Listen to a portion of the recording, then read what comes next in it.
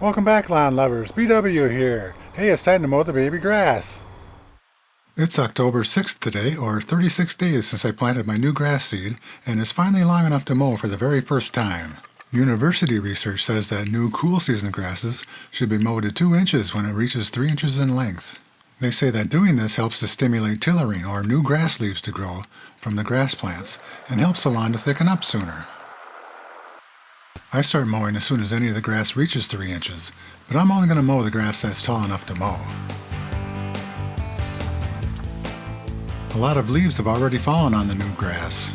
Removing them will allow more precious sunlight to reach the new grass. A leaf blower is a great way to remove the leaves without having to mow the grass, but I'll just mow with a bagger this time and get the two things done at once. It's natural to be afraid that I'm going to hurt my baby grass by walking on it, but I've never found that to be true, and I've taken the precaution of letting the soil firm up since I last watered it. Maybe you've seen my video titled, "Will Walking on Grass Seedlings Damage Them?" If you haven't, please do. It's a full video on the subject. Just walk carefully and everything will be okay. Mowing new grass short also helps to make the grass thicken up by promoting the growth of rhizomes that spread plant growth horizontally. Here's a Kentucky Bluegrass plant that I pulled out of a crack in my driveway last year. Notice the 3 white rhizomes that grow out underground horizontally from the grass plant. 2 of them already have green leaves on them. As you can see, some parts of the renovation still need to thicken up quite a bit. Kentucky Bluegrass does this. It's slow to establish, but spreads and thickens up all on its own.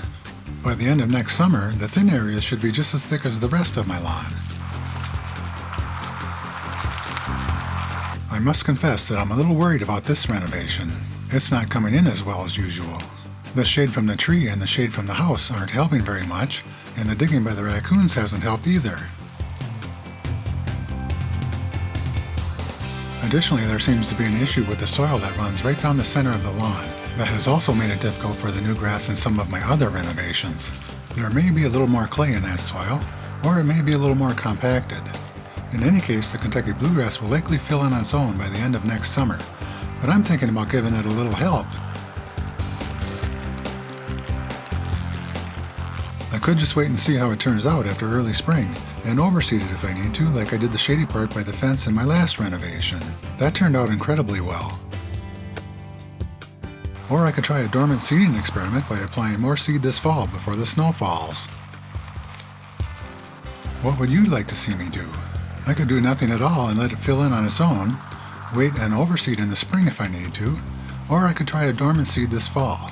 Leave me a comment below and let me know what you'd like to see me do. Then get out there and give your new grass a mow. You can do it.